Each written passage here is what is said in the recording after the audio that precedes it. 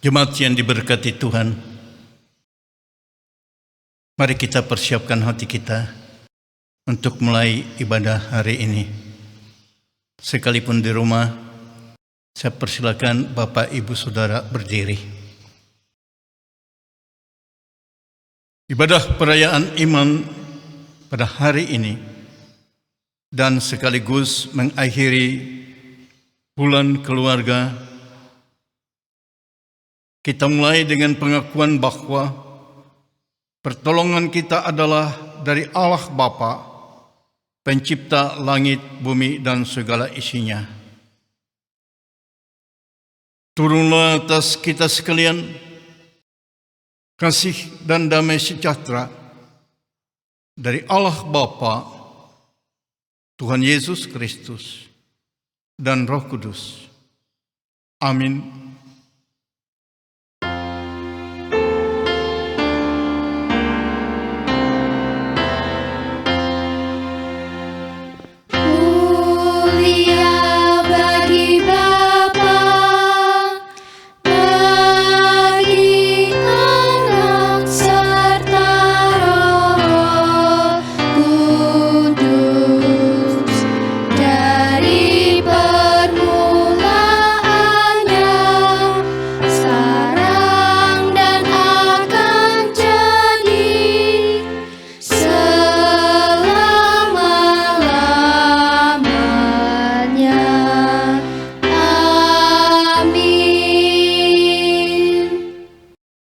Nas pembimbing terambil dari 1 Korintus pasal 7 ayat 16 yang berbunyi demikian.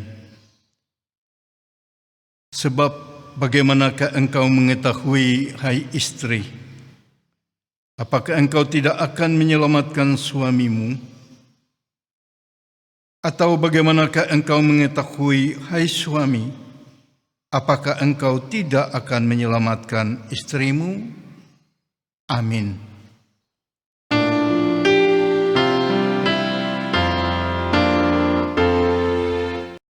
Amin. Amin. Amin. Bapak Ibu silakan duduk kembali. Shalom, selamat pagi jemaat yang dikasihi Tuhan. Puji syukur hari ini kita dipertemukan kembali dalam ibadah minggu. Walaupun masih di rumah masing-masing, namun tidak mengurangi rasa sukacita kita. Mari kita angkat sama-sama bersuka dalam Tuhan.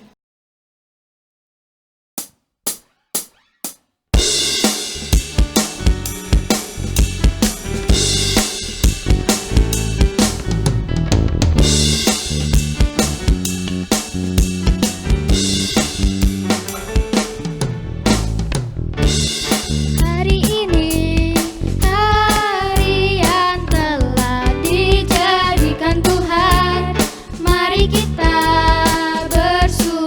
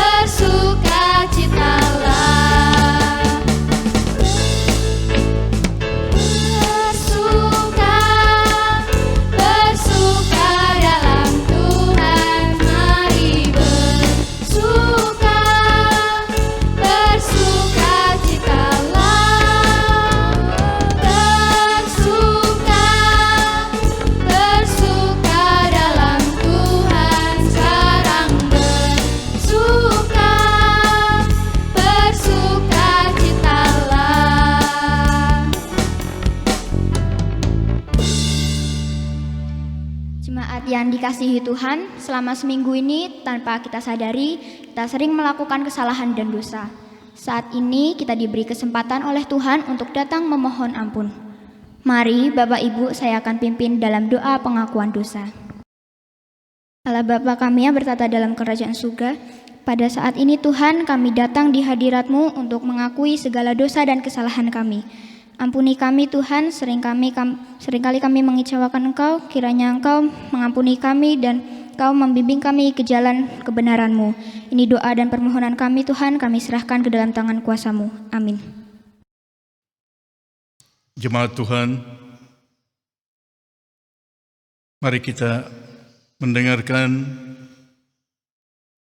firman Tuhan tentang pengakuan dosa yang sudah kita akui. Terambil dari 1 Yohanes pasal 1 ayat 8 dan 9, demikian bunyinya. Jika kita berkata bahwa kita tidak berdosa, maka kita menipu diri kita sendiri dan kebenaran tidak ada di dalam kita. Jika kita mengaku dosa kita,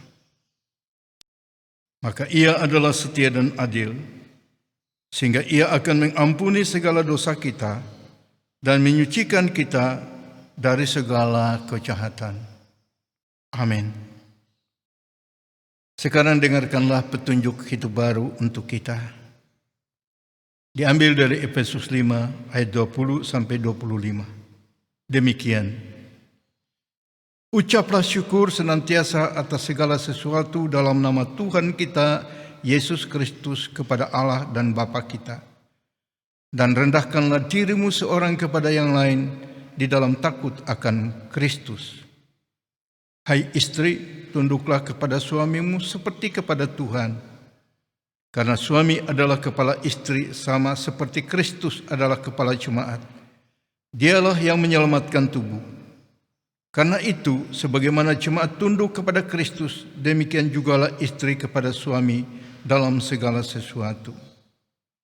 Hai suami, kasihilah istrimu, sebagaimana Kristus telah mengasihi jemaat dan telah menyerahkan dirinya baginya.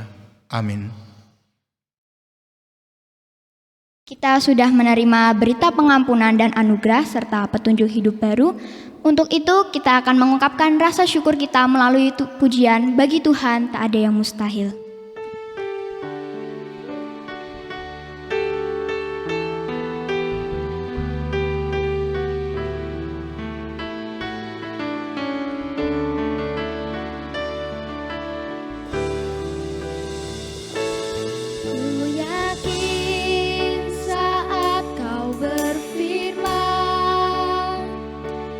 Ku menang saat kau bertindak.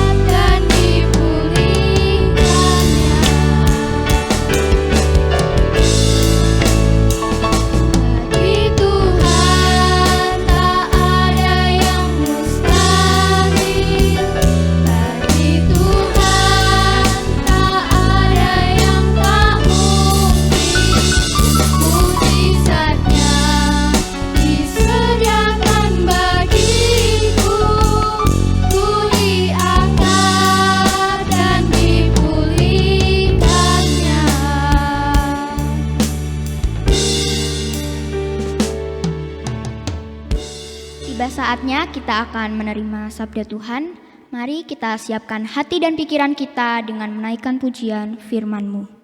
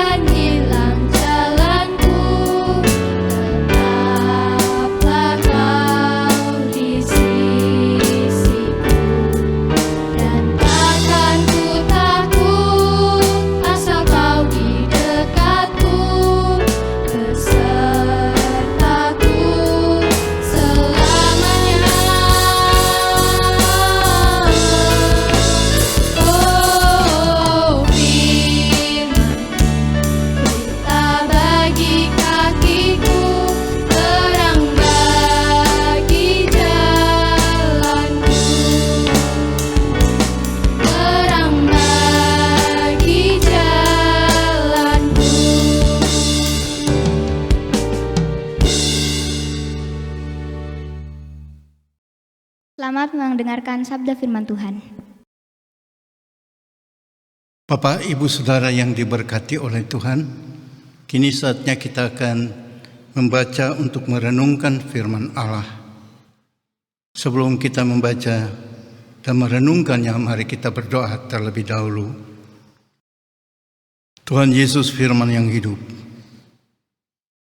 kami buka hati dan pikiran kami untuk menyambut kebenaran firman Tuhan.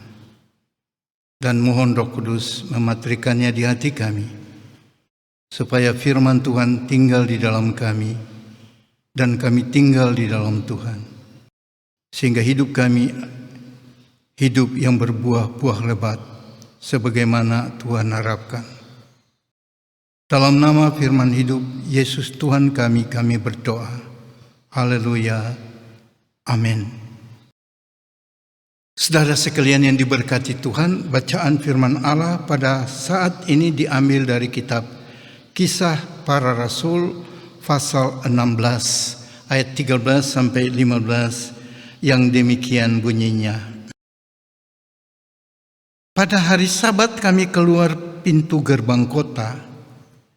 Kami menyusur tepi sungai dan menemukan tempat sembahyang Yahudi yang sudah kami duga ada di situ. Setelah duduk, kami berbicara kepada perempuan-perempuan yang ada berkumpul di situ. Seorang dari perempuan-perempuan itu yang bernama Lydia turut mendengarkan. Ia seorang penjual kain ungu dari kota Tiatira yang beribadah kepada Allah. Tuhan membuka hatinya sehingga ia memperhatikan apa yang dikatakan oleh Paulus. Sesudah ia dibaptis bersama-sama dengan seisi rumahnya, ia mengajak kami, katanya, "Jika kamu berpendapat bahwa aku sungguh-sungguh percaya kepada Tuhan, marilah menumpang di rumahku." Ia mendesak sampai kami menerimanya.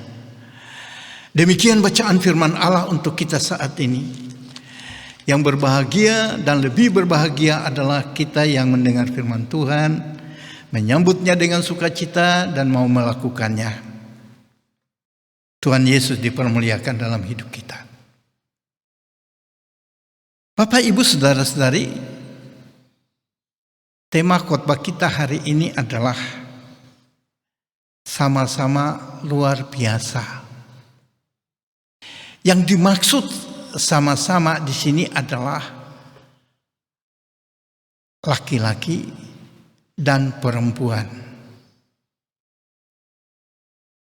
Saudara, diakui atau tidak, sampai saat ini praktek diskriminasi antara laki-laki dan perempuan masih kita jumpai di mana-mana. Juga di negara kita Indonesia ini. Kalau di Israel telah menjadi budaya bahwa laki-laki sangat berbeda dari perempuan.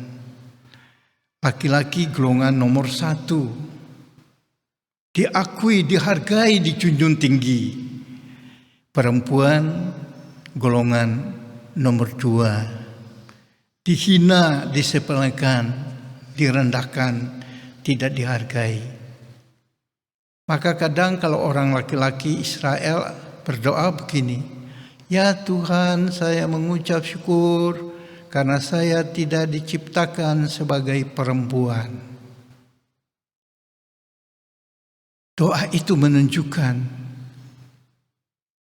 di hadapan orang laki-laki, perempuan tidak berarti, tidak berguna, tidak bermanfaat, lemah. Saudara, memang demikiankah fakta yang dapat kita dapati? Kalau kita lihat di dalam Alkitab, sesungguhnya tidak demikian. Pelecehan perempuan itu bisa kita baca juga dalam Yohanes 8 ayat 1 sampai 10, di mana satu waktu ada seorang perempuan berzina dibawa kepada Yesus dan dituntut supaya dia harus dilempari sampai mati karena hukum Musa demikian. Pertanyaannya, yang berzina itu masa perempuan saja? Laki-lakinya di mana? Nah, mengapa perempuan saja dibawa? Karena itulah dasarnya. Perempuan itu rendah, tidak punya harga. Jadi diapakan saja harus menerima. Saudara, firman Tuhan pada hari ini menjelaskan kepada kita bahwa sesungguhnya perempuan itu bukan kaum yang lemah, bukan kaum kelas 2 yang harus dilecehkan, tidak dipedulikan. Bacaan kita menunjukkan ada 2 pihak. Yang satu pihak kaum laki-laki, yang satu pihak kaum perempuan. Kaum laki-laki diwakili oleh Paulus, Silas, dan Timotius. Sedangkan kaum perempuan itu diwakili oleh Lydia. Dan mereka yang mendengarkan Paulus berbicara tentang firman Tuhan. Justru mereka mendengarkan, berarti sungguh-sungguh memperhatikan. Dan apa yang terjadi? Sesudah Lydia menyerahkan diri untuk dibaptis. Lydia yang lemah itu, dia mendesak Paulus, orang laki-laki yang kuat itu, untuk tinggal beberapa saat di rumah Lydia. Dan mereka laki-laki yang keras hati itu justru menurut. Itu membuktikan bahwa Lydia punya wibawa yang luar biasa. Mungkin wibawa ini sudah ada karena dia sebelumnya adalah seorang penjual kain ungu. Dia seorang pedagang, berarti dia seorang yang berhasil. Dia punya keluarga dalam keadaan ekonomi yang tidak dapat dikatakan lemah. Dan mereka mengikuti apa yang dikatakan si perempuan yang dicap lemah itu. Bapak, Ibu, Saudara yang diberkati oleh Tuhan. Sekali lagi, fakta Alkitab ini menunjukkan perempuan bukanlah kaum yang paling lemah. Dan kalau kita mau jujur sampai saat ini, kita lihat ibadah-ibadah dalam hal kerohanian, dalam hal iman, ibadah-ibadah justru paling banyak diikuti oleh kaum perempuan, dan mereka lebih setia daripada laki-laki. Maka jangan lagi kita mulai hari ini menganggap perempuan itu lemah. Jangan lagi kita menomorduakan perempuan itu. Mari kita menilai mereka sama dengan kita, sama-sama orang kuat. Di hadapan Tuhan pun, Tuhan menilai perempuan dan laki-laki juga sama. Kematian Yesus juga bukan saja untuk orang laki-laki, tapi juga perempuan.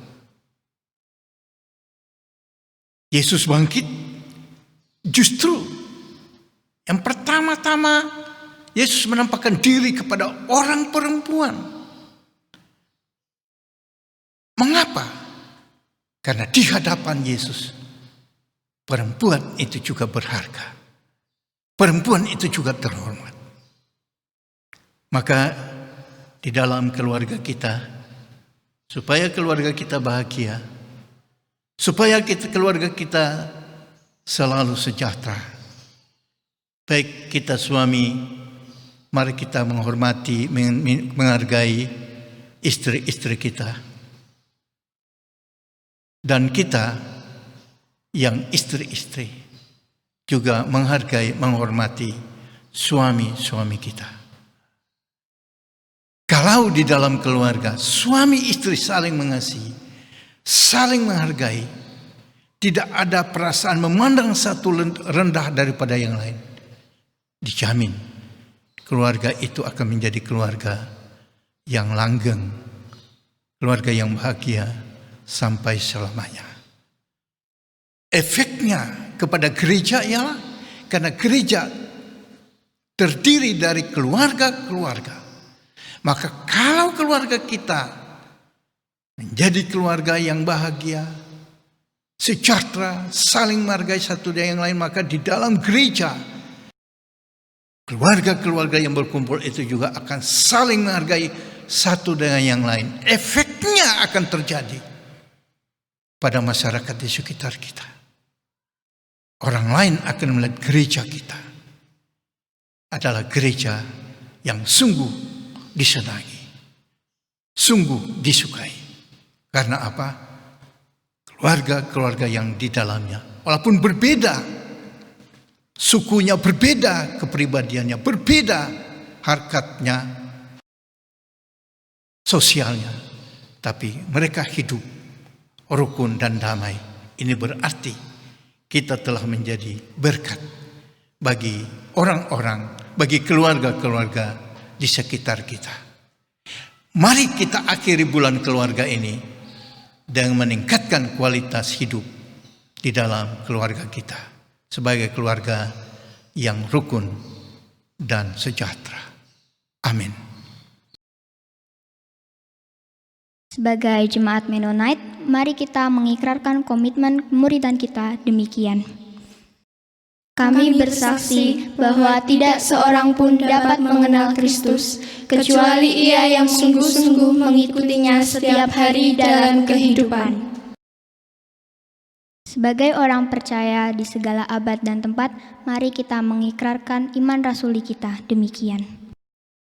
Aku percaya kepada Allah, Bapa yang Maha Kuasa, Khalik langit dan bumi, dan kepada Yesus Kristus, anaknya yang tunggal Tuhan kita, yang dikandung daripada Roh Kudus, lahir dari anak darah Maria, yang menderita sengsara di bawah pemerintahan Pontius Pilatus, disalibkan, mati dan dikuburkan, turun ke alam maut. Pada hari yang ketiga, bangkit pula dari antara orang mati, naik ke surga, duduk di sebelah kanan Allah, Bapa yang Maha Kuasa. Dan dari sana ia akan datang kembali untuk menghakimi orang yang hidup dan yang mati. Aku percaya kepada Roh Kudus, gereja yang kudus dan am, persekutuan orang kudus, pengampunan dosa, kebangkitan orang mati, dan hidup yang kekal. Amin. Mari kita bersama-sama berdoa syafaat. Puji syukur dan terima kasih Tuhan untuk anugerah yang kami telah terima sampai detik ini, terlebih di dalam keluarga-keluarga kami. Tolonglah kami untuk menjaga keluarga kami, untuk hidup di dalam kasih, dengan tidak memandang rendah satu dari yang lain, khususnya bagi kami kaum laki-laki, tidak memandang rendah kaum perempuan. Sebab Tuhan juga memandang perempuan dan laki-laki adalah sama di mata Tuhan. Maka biarlah kami boleh memiliki pandangan yang sama. Kami mengucapkan syukur ya Tuhan, sekalipun saat ini COVID-19 belum selesai, tetapi keluarga-keluarga kami senantiasa ada di dalam lindungan Tuhan. Maka berkatilah pemerintah dan bangsa kami, berkati Presiden dengan semua menteri, juga semua yang membantu, gubernur, bupati, camat, lurah, sampai di RW dan RT. Berkati juga Tuhan TNI dan Polri.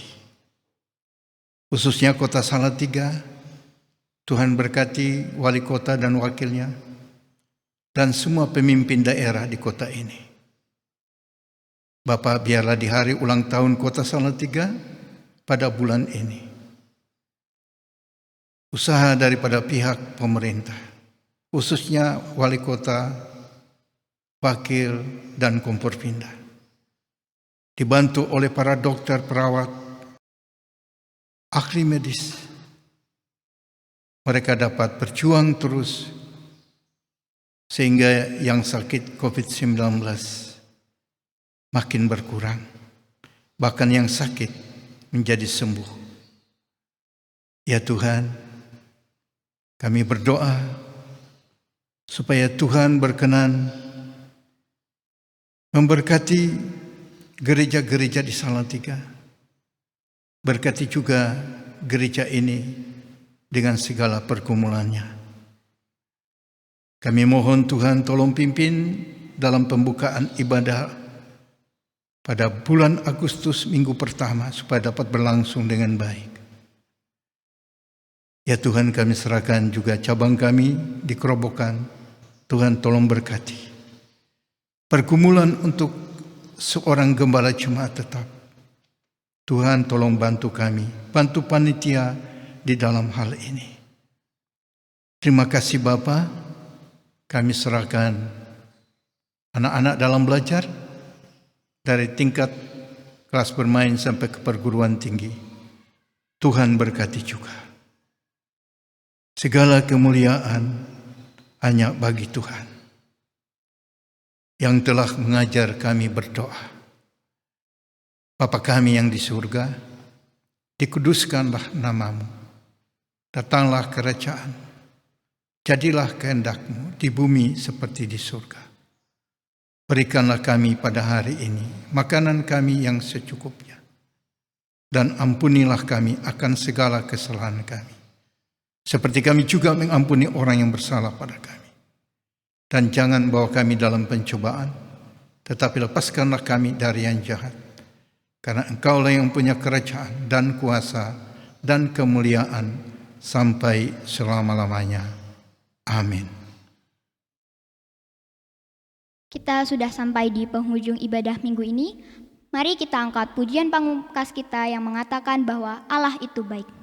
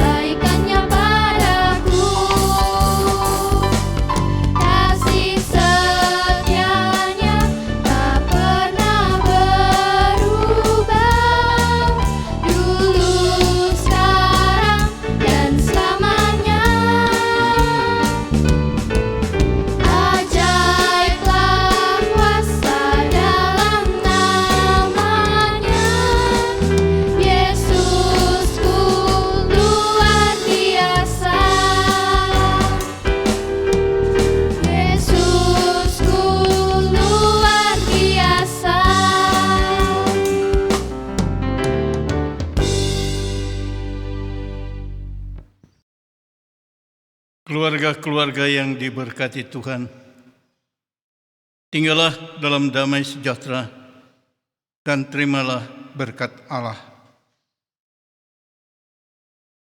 Tuhan memberkati keluargamu dan melindungi keluargamu. Tuhan menyinari keluargamu dengan wajah-Nya dan memberi keluargamu kasih karunia. Tuhan menghadapkan wajah-Nya kepada keluargamu dan memberi keluargamu damai sejahtera dari saat ini sampai selamanya. Amin.